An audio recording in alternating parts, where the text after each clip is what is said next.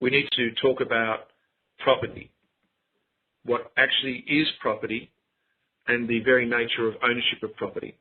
Property is not what we think it is.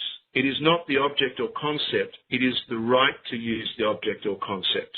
That's what property is. It's the right of use.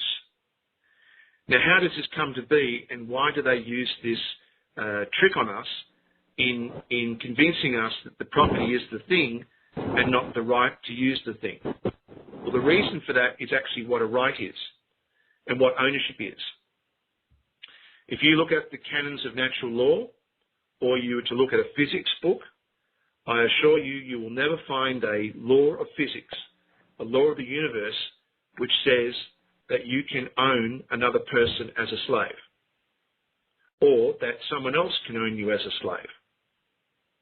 In fact, you will not find a single physical law, natural law, that says you can own anything.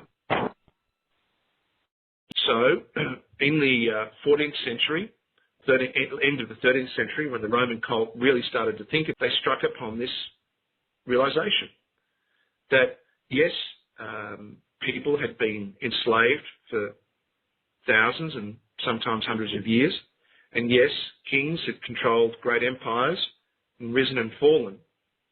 In all cases, it was through the use of absolute force and fear and might that those civilizations functioned. There was no underlying principle of law as we would view it in terms of property. It was merely might is right, an eye for an eye. So when they realized this concept, they realized something, that there is only one entity, one being that can own anything in theory, and that is the divine creator. We, living within the universe, within the dream of existence, can own nothing.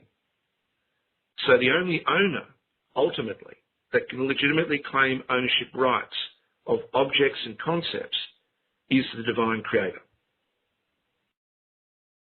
All right, well, if the divine creator is the only owner, how then does property come into being? How then does rights come into being? And what's the relevance then of trusts? Well, if the divine creator is the only owner, then if you can claim to be the only spokesperson for the divine creator, then you ultimately can say that the rights of the divine are conveyed to you, and then you control where those rights are conveyed. That is the nature of rights. Rights being top-down. Property rights being top-down. It begins with the divine. Then next down is the highest authority of the divine on the earth, and so it trickles down. And that is the modern system of property rights created in 1302 and subsequently refined unto the present day. That is exactly the system we live under. Everything in the world is controlled by property.